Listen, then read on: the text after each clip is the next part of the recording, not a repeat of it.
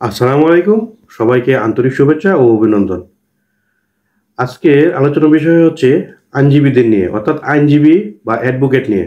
শুরুতেই ১ম এ বলতে হয় একজন আইনজীবী বা অ্যাডভোকেট, আইনজীবী শুধু একটি পেশা নয়, এটি একটি মর্যাদাপূর্ণ ও সামাজিক প্রভাবশালী পেশা, যাকে গৌরবময় পেশা বা নোবেল প্রফেশন বলা হয়।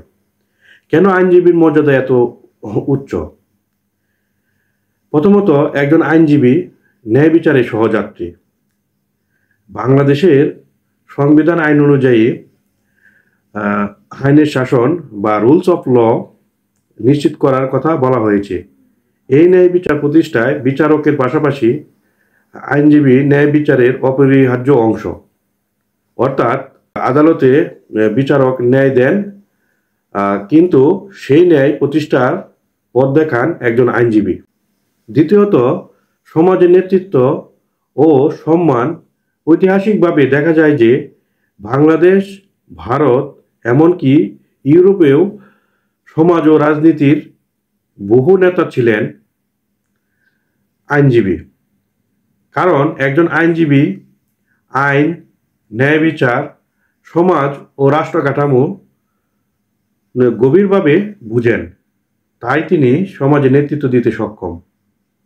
তৃতীয়ত, নৈতিক দায়িত্ব ও পেশাগত মর্যাদা।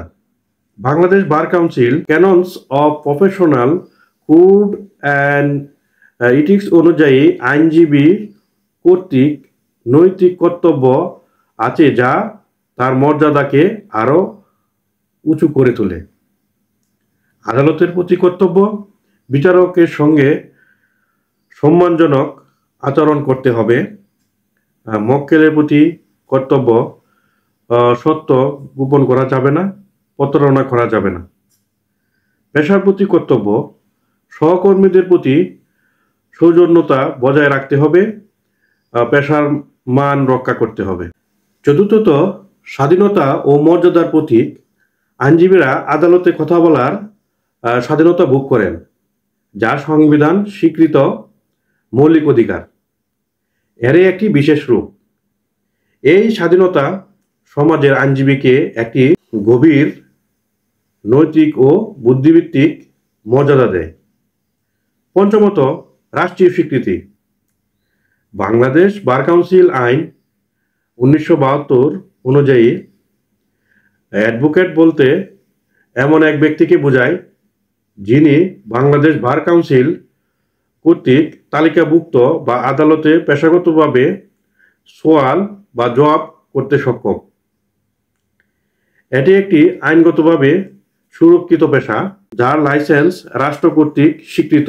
পরিশেষে বলাই যায়, আইনজীবী পেশা কেবল রুজির উৎস নয়, এটি একটি সমাজের ন্যায় ও মানবতার রক্ষা কবচ।